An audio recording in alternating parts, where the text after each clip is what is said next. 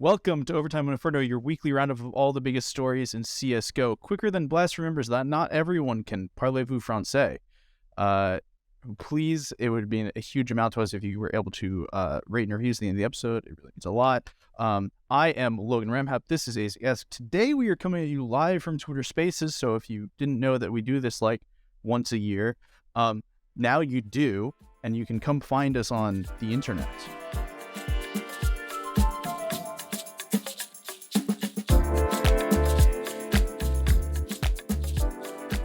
I like how you were so happy with your intro, you forgot the second part of the intro. Yeah, that was my personal favorite. You were like smiling when you came up with the first bit of the intro, and you just completely forgot. Like, oh yeah, no, I have to tell people to rate and review us at the end of the episode, guys. Yeah, it's another way I can sneak that in now. Like, got it in twice. I definitely remembered that bit, but no, I was so happy with that intro. So, okay, today we have a very quick agenda. It's actually it'll probably be long. I don't know. So there's not like a huge amount of like news that's happened in the last week. I mean, we could talk about Cirque officially leaving EG, and Hedrick officially joining NIP, but nobody's here for official news. Well, we talked all about this last week. That was the thing. We talked all about this last week. The only like new thing that happened was that Fnatic released their roster, and that their academy roster. Their academy roster. Sorry, their academy roster. Yeah, no, all that happened is Fnatic just got rid of all 5 of their players just after 6 months. No, that's not what happened. No. And that Carry On actually replaced Norbert on Outsiders, which we talked about briefly last week. But either way, we'll talk about especially the Outsiders thing more next week when we talk about Blast. 99% sure they're Blast. What we wanted to do this week was we gave our crew a Google Form survey to fill out with their predictions for this coming year with a variety of questions. And then Elliot and I have looked at the questions, but we haven't answered any of them. So we're going to talk about what we think our answer to these questions are, and then I'll give some information on what the rest of the group thought. So we're going to get started. Okay. So our first quote-unquote award is going to be the best player of 2023. Well, last week I said, and I stand by it, m0NESY will be the number 1 player of 2023. I've thought about it some more, and I've realized this really is the hill I want to die on. This is the hill that m0NESY will be the best player. m0NESY will be the best player in the world in 2023. Give me a reason why. Because he spent about 8 months now in Tier 1 Counter-Strike. It was about 11 months because his first event, I believe, was Katowice. So he's coming up to a year on G2. And the growth he's gone through in the past 3 months alone is a bigger leap than most players make in their entire career. He was a top-tier AWPer who has become an elite-tier AWPer in the last few months. Like, if you look at his numbers on LAN in the last few months, they're absurd. The kid he's a prodigy. Like, he is a maestro at like 17 years old. Like, he's still absurdly young. And I think Counter-Strike players tend to peak pretty early. I mean, we've seen how good ZywOo was at 18. And I just think m0NESY has made that leap now. And I think Cloud9 are inconsistent. Vitality are largely mediocre, generally. Na'Vi have their issues. I can just see m0NESY being the best player in the world and like Shiro not being able to replicate that. And Simple hasn't been the same player for the last few months. It's trending towards m0NESY is the best player in the world. So that's my answer to this question. I'm going to choose a very simple answer here. I actually don't think it's going to be simple. I think this will fall into one of my predictions later down the line, but I think ZywOo will be the best player in the world because I think that Vitality will get help this year. Really? What makes you think they'll get help this year? I don't think it's player personnel help. I think it's more just... Actually, I guess it's player personnel help. I was more going to say it's like mental, anti-choke help, ability to, give an ounce of support to the player who is deemed the chosen one of the best players ever in the world, a player who, even though this year his team did absolutely nothing of any consequence, still like had some of the best ratings in the world, right? If they give him like half an ounce of support, then ZywOo could easily be the best player in the world, right? Simple as Simple for this year was considered the best player in the world because he had help. He had Electronic, he had Bit, he had Perfecto. A team, one player is only as good as their team allows them to be Wills good. them / allows them. Yeah, that. Yeah, no, I see what you're saying. I just, my worry ever since the announcement of this Vitality lineup, even pre-Spinks, was always that they wouldn't have enough rifle firepower. ZywOo is great, and he's almost enough firepower on his own, but Dupree at his peak is phenomenal, but he's not at his peak. He's not at his peak. Aizyesque at his peak is a really good like role player. He does the jobs Aizyesque does. He does fantastically, but he isn't a take over the game star rifler in the same sense that other players are. Spinks has been given these lurking roles, and I don't think he's that good at them. And then Apex is Apex. You know what you're going to get from him, and it's about 8 frags a game. Yeah, that's fair. That's fair. So some other answers that we received. Obviously a good variety of simple. Reasoning that he could be the best player in the world. He's simple. Next player. I don't know if there's like a huge reason of need to explain simple here. He's been the best player in the world, 3 years in a row, even if he wasn't HLTV's number one, like one of those years. He's just been so good that you kind of think that he'll probably just do it again. There's not a huge reason not to think that. Yeah. Past that point, ZywOo was put up. These are again crew member answers. Monazi was put up, and then 2 that we didn't mention: Shiro and Brokey, players who are obviously very good with the op. Brokey is a wild take. Shiro is reasonable. I think Shiro is a very defensible take. Brokey is a wild take. Brokey has not been as good at the end of 2022 as he was at the start. If this was like May of last year when you asked this question and somebody said Brokey, I'd be like, bit avant-garde, but you probably jumped the fence a little bit, but he's been fucking brilliant. And then you look at it now and it's like, oh yeah, no, he hasn't had an opening pick since like May. Brokey doesn't feel like he'd be ever put on a top 20 list in like the top 5 for like best players in the world. I feel like he's up there.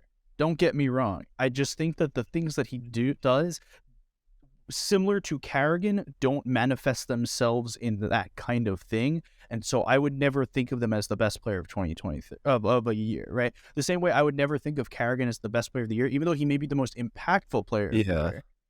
I would never put Karrigan anywhere close to the best player of the year category. That's kind of my opinion on Brokey. Do you know what Brokey is?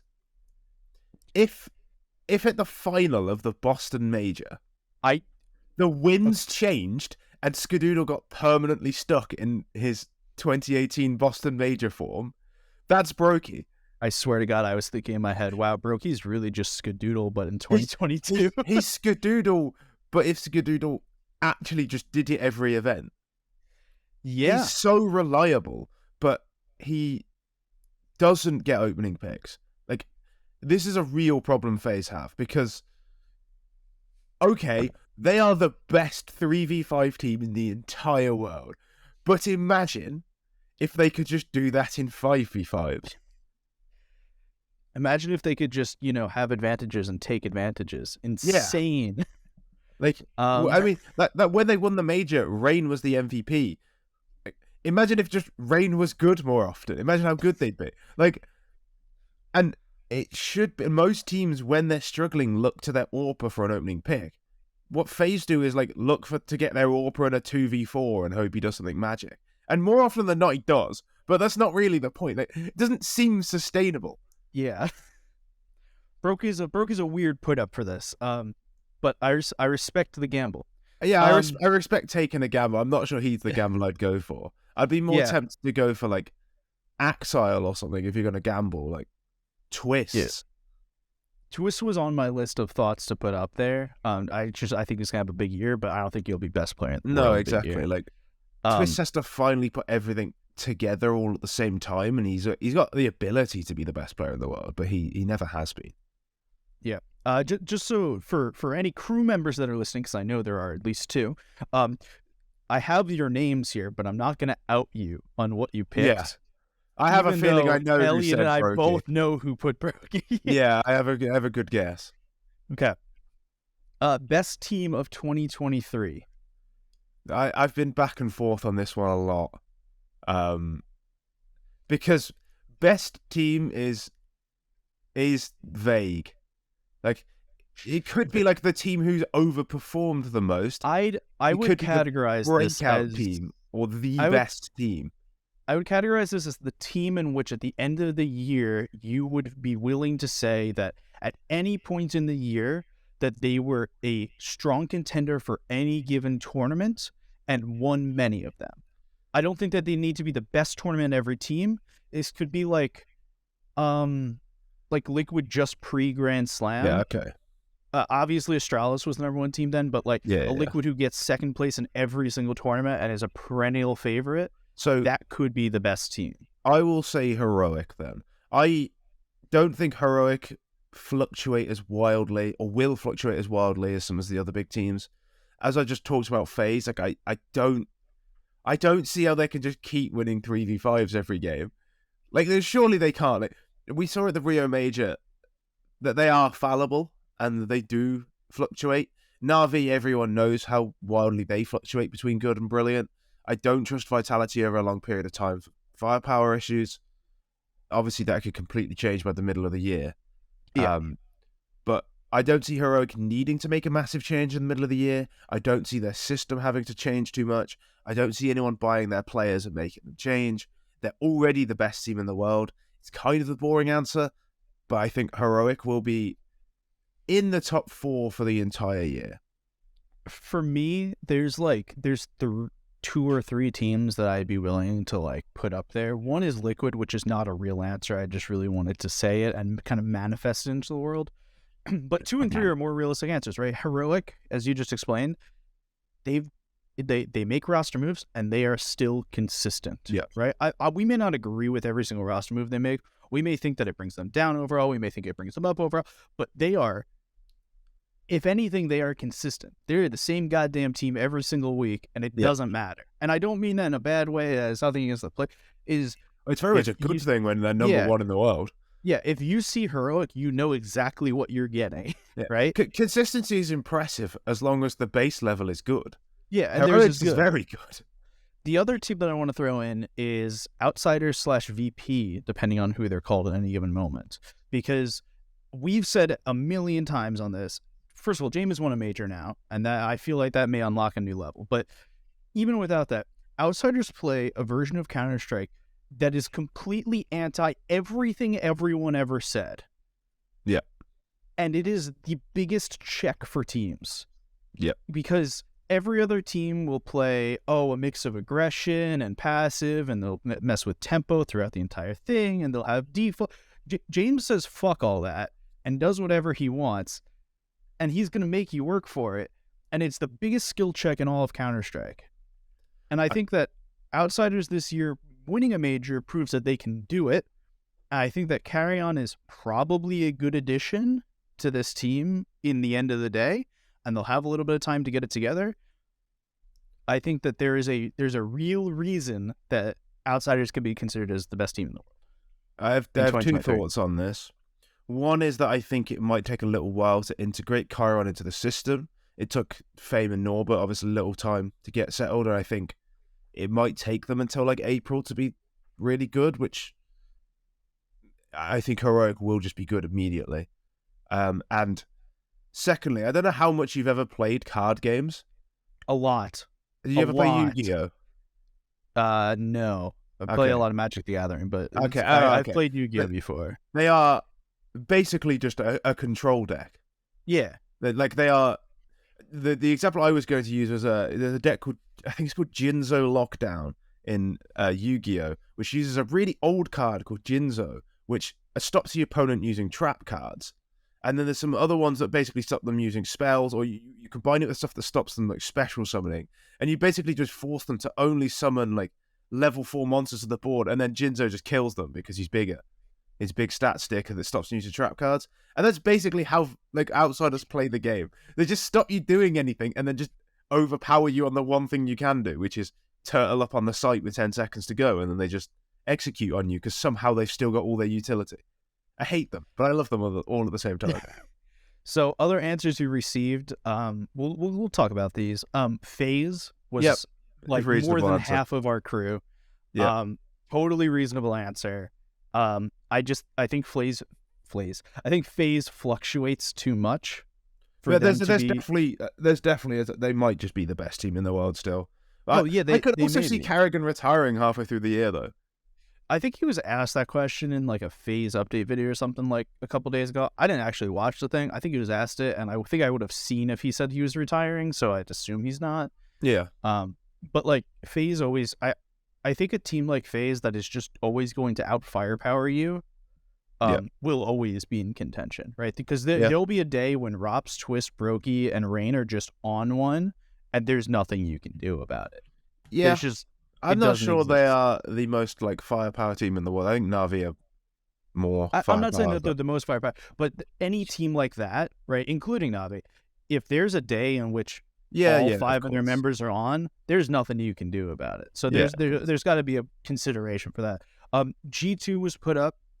I think my argument. I like the G2 take. My G2 argument, I considered saying G2, and because I think m0NESY will be the best player in the world by the end of 2023. So yeah. So by proxy, I do also think G2 will be good in 2023. Yeah, but like on the other hand, it's G2, and they just won an event. They won like a real trophy. They won a trophy. They haven't done that for 3.5 years. The curse is broken.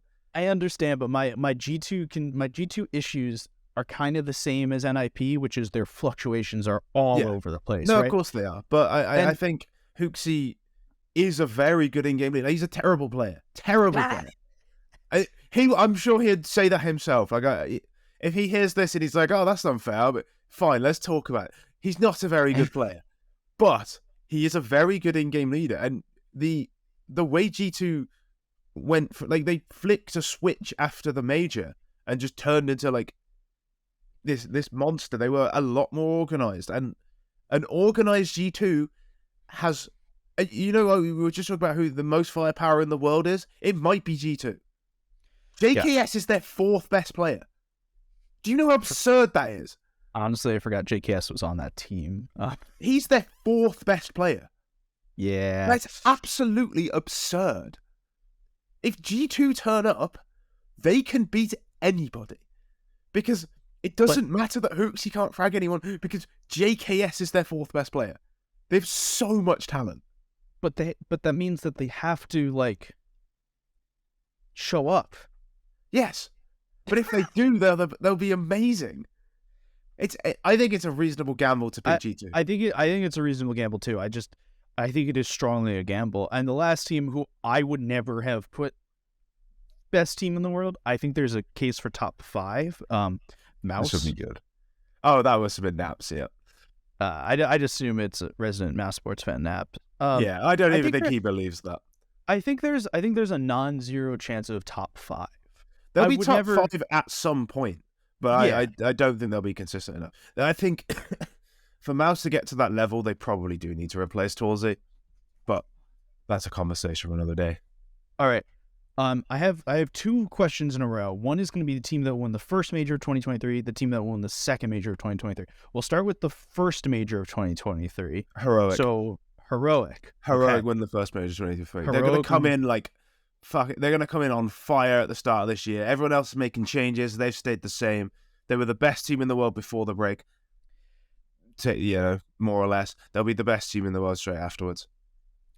I also agree Heroic, but for argumentative sake, I'm gonna throw a different team out there, a team that we haven't mentioned yet, Furia. Nah, Furia can't win a major. It's not happening. If they didn't win it in Rio, they're not gonna win it in Paris. Come on. I think that Furia feels like 2016 Astralis to me, where they're like right at the doorstep and they got to get a little bit of a push, right? And I don't know if that's changing some stuff internally. I don't know if that's switching out one play. I don't know what it is, but Cacerado and Yuri are just too good of players. God, I forgot how good Cacerado was at the end of 2022. Right, that's the thing is like Cacerado in my head is just too good to like not put Furia in this conversation for the first major. And I say first major because first major will be like when is Blast? When it's like March or April or something like that. Like it's not. It's soonish. It's not like stupidly far away, but because it's kind of soon, that means that I'm putting more emphasis on a team that's been together a little while and a team that's going to hit right out of the gate. So Heroic and Furia for me. Cacerado at the end of 2022 was the best rifler in the world. Yes. If he continues that form, he will be top 5 in the world. But like in HO2B's top 20. Yeah. But Art is so volatile. Yeah. They have to have live and die by Art, and he is up and down like Katie Price's tits on a pogo stick. I truly think that they need to have some sort of come to Jesus moment where they either figure out how they're going to survive with Art and the volatility, and I think that that's probably the way, or that Art goes. Which would be a real shame. Oh no, it would be the worst. I hate it. I hope he goes somewhere fun and does something cool. Not like tier 3 Brazil. Yeah, like I don't want him to go to Paid. No. Actually, I do minus want him to go Nitro plus Art to create the most aggressive team in the world. Now we're talking. Art and Yakinda on the same team. Now we're talking. All right, so other teams that were put up, and we're not going to talk about these because we've talked about them a good chunk already, is FaZe and G2. I think FaZe argument is they have 4 players in the top 20 of this year. Assuming that the rest of the top 20 works out, let's be very clear here. Assuming the rest of the top 20 works out as we expect, they have 4 players in the top 20. They have one of the highest firepowers of a team, and you're, again, at minute by minute difference, right? If they look good at the major, they could win the major. G2, the other team, they're same reason as FaZe. Yeah, G2 definitely could win the first major. But to segue into this next question, which is the second major 23, I think G2 will win the second major. I really think G2 by the second half of the year will have figured everything out, and Monacy will just be a god. Now, for notes, we don't know where the second major of 2023 is. Obviously, the fact that the first major is in France. I've heard a rumor, but I'm not sure I'm allowed to say it. I've also heard a rumor, but I'm not. You and I, we'll talk about rumors later. It's a perfect world major, supposedly, so it should be in. Yeah. Presumably, it's in Asia. Yeah. So second major of the year is a little bit different to think about because we don't. Right. It's January. The second major will be in November. This is predicting far ahead. Yeah. I think Mouse is a non-zero possibility. Depending on how things work out. It's as close to zero as a non-zero possibility can be. I think Mouse could be up there. I think Cloud9 is a possibility depending on how the minus inters move works. Yeah, Cloud9's a definite possibility. But I feel like we've not really talked about them, but they could easily have been an answer for any of these questions. Like, yeah, Cloud9 is like the problem is it's like G2, FaZe, Heroic, Outsiders, Furia maybe, and then it's Cloud9 right behind all of them. And that's not me like not including Navi or anything. That's not an actual ranking. It's just no. In my head, it's like very, very close, and there is a world they just something clicks and they're just the best team in the world. Yeah, I think that Cloud9 is a possibility. I think that the problem with Cloud9 in the second half of the year is going to be if it doesn't work out in the first half of the year with the Buster move, I think we're gonna have problems in the second half of the year when that team doesn't know what it's doing. Yeah, because that core's been together so long that you start to think of, okay, do we break up the core? Who's actually the I think we start to get into weird issues there. I think if something clicks, they could easily win the second major. If it doesn't click though, that team's going to be a North American team in 3 seconds, right? Yeah. Yeah, definitely. I don't have a great answer here. I mean, my stable pick right now is Outsiders. Like, skill check. Yeah. Other answers. G2, FaZe, Cloud9 was answered by one of our crew, and Na'Vi was answered. Not that Na'Vi is a huge surprise. We've kind of danced around talking about Na'Vi, but they definitely could just be the best team in the world again. Like, it's not entirely impossible. All right. Which team will make the biggest roster move I wrote the season, but of the year? I think the safest answer is Team Liquid, because Team Liquid are going to need, eventually they're going to need to replace OC. Unless something clicks. They have lots of money. They're paying Yukinda a bag. They have money. They have ambition. They need an upgrade. Just if you were unaware of how much money Team Liquid has, as like a quick side note, this offseason in League of Legends, Faker was a free agent and had to resign, and he was going to resign with Team One, and Steve apparently gave Faker said, tell me how much money you want and we'll pay it. Yeah.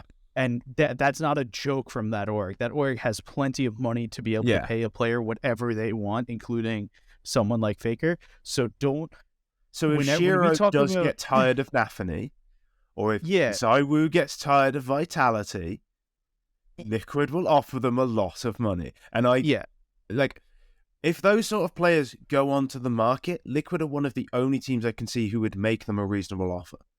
Yeah, and for that reason, I will say they will make the biggest move. I don't know what it'll be, but they're going to sign some mental offer. At the very least, they will make the biggest offer. Now, there's another bit to this, which is we know that Rops was offered by Team Liquid and took a salary cut. He took a lower offer. He took a lower offer to go with FaZe because he believed in the FaZe project more.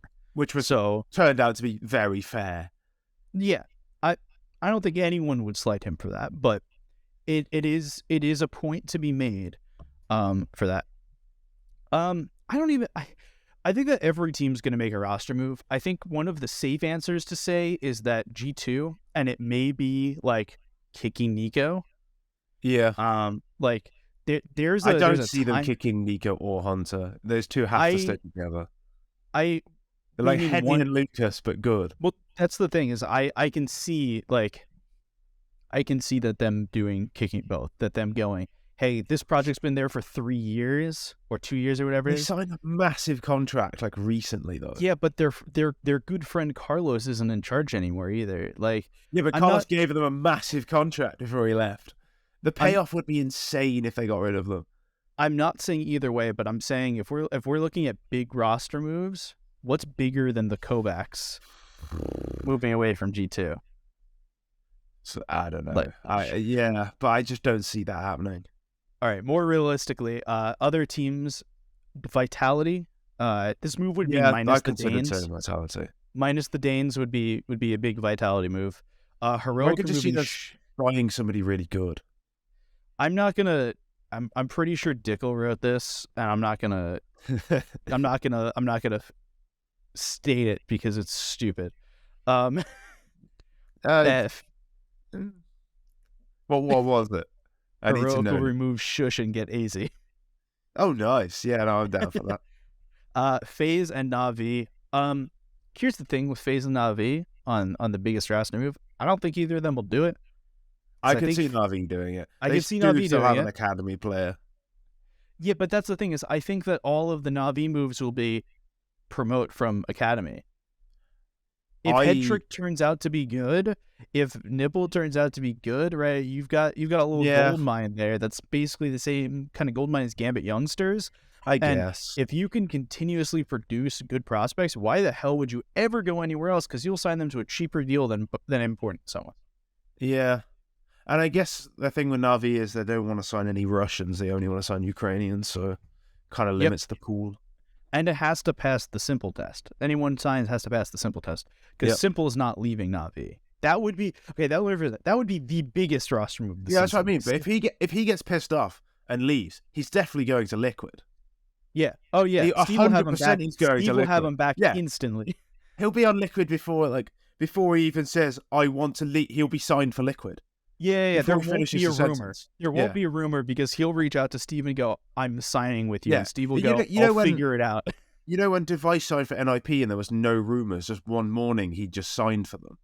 That's what it'll be. It would just be like, there'd be like a vague rumor. Oh, Simple's a bit annoyed at Na'Vi, and then the day after he'll have signed for Liquid. And you're like, what? All right. Predict the roster move that will I didn't write English good. Predict the roster move that everyone will get up in arms about, even though it was the right decision. So I have a few answers for this. Minus Torzy. I think people will be upset, but I think that's how Mouse gets to the next level. Minus Safe from Furia. Okay. I don't know who they would get. NQZ has just moved. He would have been the obvious answer. But I feel like they will minus Safe at some point, and everyone will be upset because he is really good, but it might turn out to be a good decision. And then I had a third and I can't remember what it was. No idea. I had a third and it's gone. I'm going to refer to my prior answer is the minus Kovacs. That's bold. I was going to say minus Blame F. Nah, no one will get upset. Actually, everyone will get upset about that, but you and I won't because resident Blame F haters. Get rid of Blame F and bring Zyphon back or something. God. Other answers, which all are totally viable. Vitality minus one of the Danes. And then it was specified another one would be minus Magisk. Wow, I would have said minus Dupree would be more logical. Well, a different person stayed up minus Magisk. I had a discussion with somebody the other day. All right, and he was like, "Oh, Vitality need to get rid of." I think it was Dupree and add an aggressive star player. And I thought for about 30 seconds, and I've got it. Do you know who Vitality need? Jantares. Jantares fixes Vitality, but only if he's allowed to play from 100 pings worth of miles away. And he doesn't just as long as you just give him the keys to the machine and let him drive it into a wall repeatedly. Jantares fixes Jantares is so good. I love him so much. All right, other moves. Cloud9 kick Anafani and instantly improve. Yep. Mouse plus Suhi, which is an interesting. I don't even think that would. I think people would be on board for that. Yeah. Liquid minus OC, which I think everyone's coming around to. Yep. I think NA fans are at the point of saying publicly, no, that's not going to happen. But saying it in the same voice that you go, that's absolutely going to happen. And I'm upset about it, but whatever. And then the last one on the list is minus Rain from FaZe. Again, I think people will be on board for that. I think that's the opposite. I think that's one I was going to say, I think that's one on board for, but might not actually work. Yeah, I'd agree. Because I think the way FaZe play, it kind of doesn't matter who's in that position. All right, this is our interesting one. Rising Star in 2023, and then I put specifically in parentheses, I swear to fucking God if you put head trick here. Which someone did. Yeah, obviously. But I'm just upset at that. That's the Streisand effect. Every single pro player put head trick on their HLTV. Yeah, so I want to hear boring, non-head trick ones. Yeah, I really struggled with this. I mean, I wanted to say Malbs, but it is becoming, we are so. I don't know if he's rising anymore. I feel like it's been a slow kind of plateau, not in a bad way, but just like. Yeah. It's the same with Zello at Sprout. Like, you look at him, he looks like he's really good, but he's now on Sprout, so everyone. Yeah. I'm going to say Skulls on Pain. I think he will be on one of the... He will be on Furia or... Like, he could easily go to somebody like Liquid. He's fucking ridiculous. He's really good. I'm going to give... It's not really a cop-out answer, but I'm going to give an answer that reflects the fact that I'm American. I'm putting George Snorts. Oh, he's good. George Snorts is good. Yeah, he's good. I really like George Snorts, and I think that he will be really good. I don't know if he will be top of tier 1 good, but I think he'll be really, really good, and that he will help at least bring some sort of small amount of prestige back to EG. We have further EG questions. Don't worry. I'd like to say Sin as well. On Sin's big. not a bad, because I think Faven. I don't know if he's ever gonna come back. Nobody seems to know. So Sin will have a year where he'll probably play a lot, and he looks really good. So I'd say Sin as well. So other answers: Chiron, Chiron. Yeah, Chiron, which he's on a Jame team. I expect him to be an okay-ish player. He is good. Regali, from Fnatic Academy formerly. Yeah, he's on. I don't remember. He's on a team. He speaks English and Danish, so he's pretty useful. He could go to nearly any team. Head Trick, which we could have done an entire episode about Head Trick on an IP. Nipple, again, see prior answer. Exertion. Exertion's fair in that, like, he is still very green, but he will be really good. His crosshair placement is amazing. Stare from Sprout. Yeah, he's fucking brilliant. And I don't know who put this answer. I need to figure this out because they need to get slapped or something. It was Simba. Dupree will have a resurgence of form. I like it. I'm not saying I don't like it, but he's Benjamin buttoning himself. He's got to start getting younger. All right, storyline of the year. Astralis. Just Astralis. They're a one-team soap opera. Astralis goes from worst team in the world to winning the first major and then not making the second major. They're going to be like, I don't know. That's kind of thing. I don't know what Astralis is going to do, but it's going to be amusing regardless. I think, first of all, I think a French team not making it to the French major will be like a minor storyline of the year. Yeah. Which I think will just be funny, but that's its own bit. I think there's a couple smaller storylines I have. So the rise of Na'Vi Academy, right? We looked at the academy system the last year, and it was the year of Mouse. Yeah. Every player that came out of Mouse Academy was just good, right? And we're seeing now with Munacy, and we're hopefully going to see with Head Trick and Nipple that, like, maybe there's a rival there. I think that's its own storyline. I've got a mini storyline as well. Man. IHC are going to be good, and it's going to be fun. IHC, the Mongolian team. Yes. They're going to be good, and there's going to be like is agency good, and it's going to be just them doing well. It's just IHC. Yeah, so and they won't even do that well. They'll just do it relatively well. On that same track, I think another mini storyline could be the rise of Israeli Counter-Strike.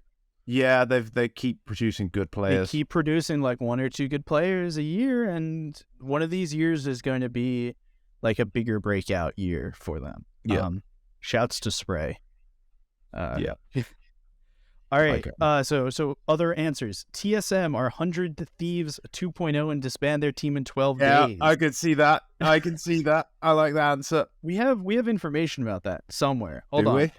Yeah. Oh, yeah, it's from their Discord where they said they're waiting until the next player break, basically. Yeah, Dominic said, due to open qualifiers being early and no way to qualify, there will be roster showers between Cadeau and Cologne, where there will be opportunities to make their move. This is from TSM Dominic, who's the CEO. I don't know. I don't know what's happening at TSM anymore because Andy's not there, so I have no clue what's anymore.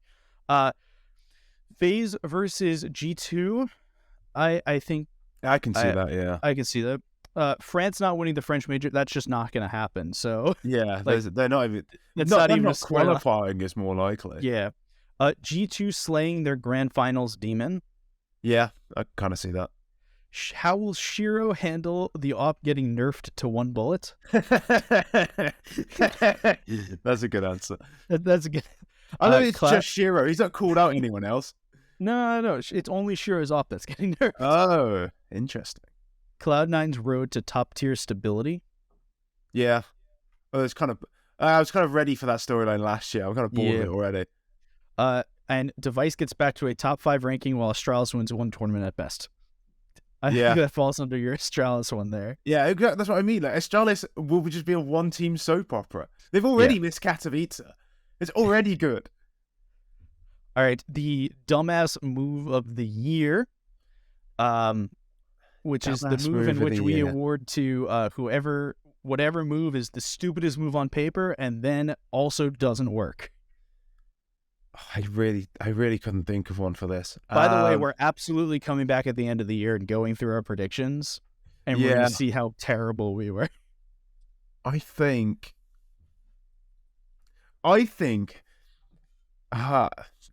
the problem is I've already got all in on G2 being good. So I can't then say they're going to minus Hooksy plus Hooksy. But I do kind of think they might minus Hooksy and plus Hooksy at some point. I think Astralis handing the keys to Blame F. Yeah. But I don't know. I don't think they'll do that. I don't think... the problem is dumbass moves are the dumbass moves that I could think of in prior history are just so out there that I would not have even expected you wouldn't to have think that made they would them up, happen. would you? No, I kind of agree. So, we'll come back to this Every one. Every move that doesn't make sense, I'm like, oh no, they wouldn't do that. But then that's kind of a point, yeah. It would have to be a lot of them would be for like some sort of odd reason, though, wouldn't it? Like, yeah, I don't know. I'm gonna say it's gonna be Evil Geniuses. I don't know what they're gonna do, but it's gonna be Evil Geniuses doing something insane. Hold on the Evil Geniuses. Our next question is very much about them. So the other answer, other people, whatever G2 does, Nip doing anything, Liquid adding Dickel, Astralis removing someone other than Blame F, Vitality minus Magisk, which I could definitely see as a dumbass move of the year. Yeah, that's not a clever move, and I could see them doing it. I could see them doing it. I think it could eat. Let's talk about Vitality for a second, because we talked about minus Dane before. I want to very quickly say this. If you're doing minus Dane, I think it should be minus Dupree, because I think at the same time it should be minus Apex and let Magisk IGL. Yeah, I kind of agree. I think if you minus Magisk, then you are committing to an Apex IGL, and we have stated our opinions on that a very large amount of times. Any roster change by Astralis that won't change the old core, and whoever signs MSL. I love MSL. I can't say anything bad about him. I'm sorry. Even if I don't necessarily disagree, I can't say anything bad about him. This is the important question that I'm actually going to track over this year. I'm going to use a graph and everything. Predict how many players Evil Geniuses will have in their Counter-Strike division by the end of 2023. Note that they currently have 4 teams of 5, 1 main team, 2 blueprint teams, and an impact team. They actually don't. They have, their main team only has 4 players at the moment. Yeah, because you know what they're going to do? They're going to sign Woxic. EG are going to sign Woxic. That's my take. Have you not seen the stupid rumor that EG is going to sign Mantu to replace Cirque? Mantu's good. Good. But is it? But does that fix anything? Well, of course it doesn't fix it. You're putting some brand new nails on a shelf that's already collapsed. Like, that doesn't matter. But Mantu is good, and I hope he doesn't go to EG because he's actually good. All right.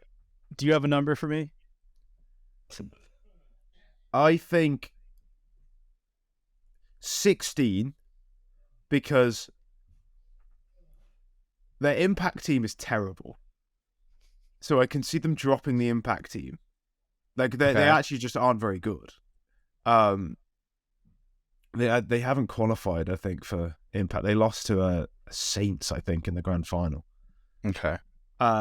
So they'll get rid of that, but they'll somehow still have this overflow of players they always seem to have. So they'll have 3 teams, but they'll just have like Rush will just still be there, not on a team somehow. Or Sheikh Zeller will come back and play for a bit and then semi-retire. Yeah, that's the thing that we haven't. Coach role. That's the thing we haven't talked about. Sheikh is now an assistant coach for this team. Yeah. The full list of Evil Genius players and coaches and support staff is just 30 people long. Yeah. I'm going to go with 16 because they'll just somehow have an overflow player, but they'll get rid of the impact team when they fail to qualify again? I'm going 23. Wow, you're going up. They're going to have more. I'm going up because I think that they're going to have inactive players on their roster that they want to cut, but for contract reasons can't cut and release to free agency, because I think that they're going to make a million moves this year. So they're just going to be left with players on their roster. Yeah, I can see it. I can definitely see it. I'm not going to actually, I am going to call people out for this.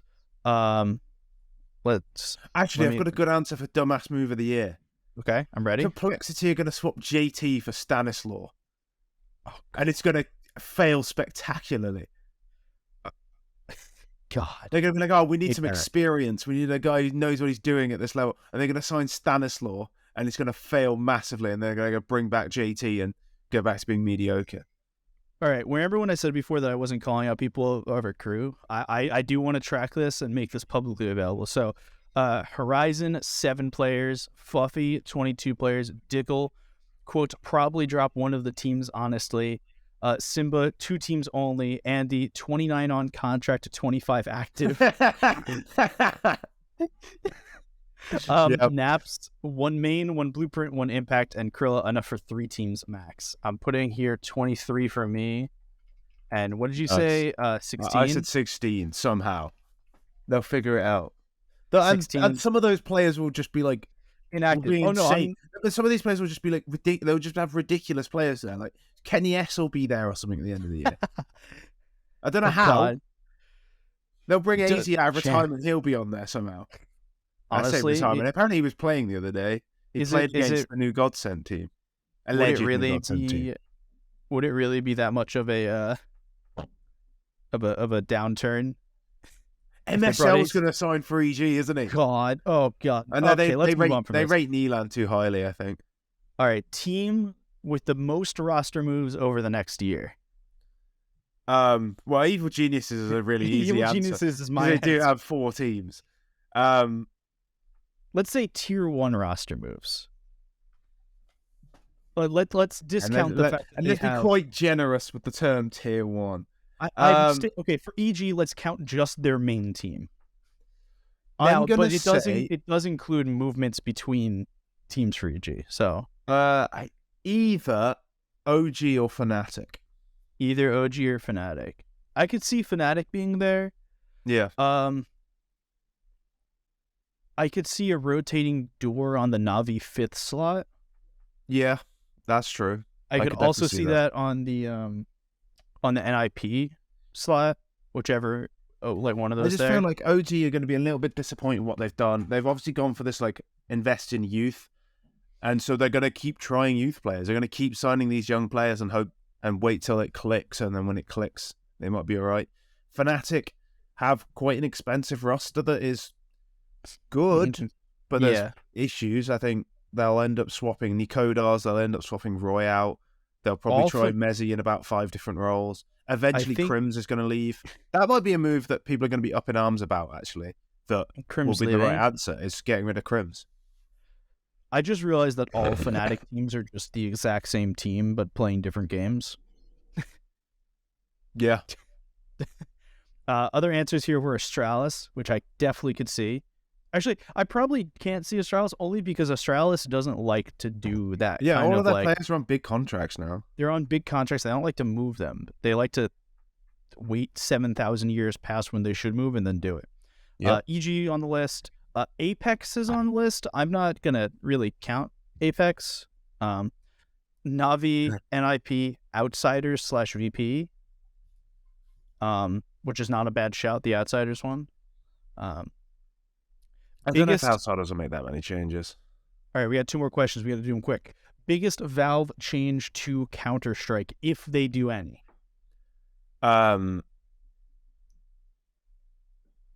Unfortunately, it will just be a map change, and they're going to get rid of... It's going to be Nuke. I think they might get rid of Overpass. Love Overpass. I do as well. I think that might be the change. There's a growing sentiment against Overpass. And I think Overpass might be the map that leaves. And in its stead, they will put Oh, I don't think it'll be Tuscan. I feel like if it was going to be Tuscan, they'd have done it already. So I think it might be a brand new map that we've not yet seen. Okay. Mine is they're going to redo how weapons get bought in such a way that you can choose to buy an A4 and an A1 during the same game and choose to buy the R8 and the Deagle during the same game. I like that. I like that. They're going to allow you to buy... You don't have to choose between the MP5 and MP7. They're going to allow you to just choose all of those. I buy the MP5 like once a week, just when I really feel like I need a treat. I've had a tough day, and I'm going to buy the MP5. I'm going to die because I've bought it, but it's going to feel nice. I want to say twice a week, I buy the MP5, and I have the FBI skin, and I have a bind on my keyboard that says FBI open up in all caps. Nice. And I will just rush somewhere on CT. Like, I'll rush apps on Inferno and get like 2 or 3 kills, and then spam that key. Open up. Nice. Cruise recommendations. They remove Mirage. It won't happen, but... I don't know. It could, but I hope it doesn't. I really hate how much people pretend they dislike Mirage. Grow up. Learn to aim. I hate Mirage to play because I'm just bored of it, but to watch, it's really good to watch. And I mean, I quite like. I still enjoy playing it. I just play so much Mirage, so I'm just tired of it. They're gonna change so much Counter-Strike, and I'm not bored of that. They're gonna change one of the maps, maybe, probably, hopefully. Vouch. Yeah. True. Big changes to the matchmaking system. Yeah, I could see that. I could see that. They talked about integrating Faceit into the game before, so I could see they also showed at least a little bit with the what was it, Broken Fang queue or whatever it is, the map ban queue that there's at least a little bit of want. I don't think many people play it, but I also just don't think many people play matchmaking right now. So if you're a casual player, you're just queuing Dust 2 Mirage in matchmaking, and if you're not a casual player, you're playing Faceit. So there's kind of a weird thing. M4A4 buff, cobble, and or cache added to the map pool, but not pro play. So A4 buff? An A4 buff. Brave. I mean, I'm not against it, but I'm actually as good with a Deagle on CT side as I am with an A4. It's quite impressive, but also embarrassing. Resident conspiracy theorist Naps put Source 2. I don't know. I'm not even convinced Source 2 will do anything. Yeah. And then someone else said basically my thing, which is basically being able to buy both the A4 and the A1S in the buy menu at the same. Yeah. Oh, but at the same price of $2,900. At the same time, you can dual wield them. God. If you're rich on CT side, you can just dual wield M4s. You kill twice as fast. The last bit of this, the boldest prediction that I did not include here, as in like a question I didn't include. So I'm going to run through these quickly. You think or unless you have one. Not off the top of my head. Okay, I'm going to run through these quickly. Anubis will be played in a grand final of the first major. Yep, like that answer. EG will drop their entire CS roster and TSM will pick up the scraps. Ooh. G2 will finish with 4 players in the top 18. Navi go tits up. Option 1, which is because I didn't put a short answer on the form early enough. And Suhi will become the next sought after IGL. Mine will be Sprout at some point during the year will be a top 5 team. Sprout at some point during the year will be a top 5 team. Maybe that's not bold enough. They will finish... How about Sprout will finish top 8 at both majors this year? That's really bold, I think. I could see that. I really like the look of this Sprout team. There's so much firepower on it. I'm trying to think of like what my super bold prediction could be. You know what? I think my bold prediction could be we may have I'm going to say small, but I mean like 2 teams. Renaissance of North American Counter-Strike on the international stage. I think Complexity might get their shit together. I think EG may get their shit together. I think we'll see some other team that's going to be made of like part of like EG Blueprint players and some up-and-comers and stuff. I think we'll see like it won't just be the Liquid show. I think Brazil is more likely. I think Brazil. Yeah, but that's will not a have bold more. prediction. I think Brazil having two teams. Well, it kind of is because they haven't had a team other than Furia do well at an event in a long time. But I can see Pain actually being good. Biguzera, Skull, Zevi is such a nice core. And then you've still got like MIBR who are decent. But like, I don't know, man. Like, Complexity just don't look like they're ever going to have their shit together, unfortunately. I don't know. That's my bold prediction. That's why it's bold, because it's probably going to be wrong, but you know what? Brazil needs to team up. We tried that once. There was a cool sticker in Counter-Strike dedicated to us trying that. Yeah, no, of course. But they need to do it more. Like, there's enough talent in Brazil, but it's a bit dotted around. When Furia does minus safe, Liquid plus safe. Yeah, he speaks good English. There we go. He speaks really good English. He lived in I think he went to uni in North America, or college as you call it. So I'm pretty sure his English is really good. I'd be really down for that move. Safe to Liquid sounds like a really nice move. Safe to Liquid, market here on the bench. That's going to be it for us this week. We'll see you again next week when we talk about Blast Premier. You can find us on Twitter at Logan Ramhap, at Aizyesque, and at TLDR. For those of you listening on Twitter Spaces, thank you for listening. I'm so sorry to the 3 people that just joined right now as I'm doing the outro. But I have to get back to work, and you have to get back to sleeping or something. I've got to go to the gym in an hour. Boring. Either way, we'll see you all next week when we talk about Blast Premier something. I have no clue what the fuck this thing's called. Yeah, Blast,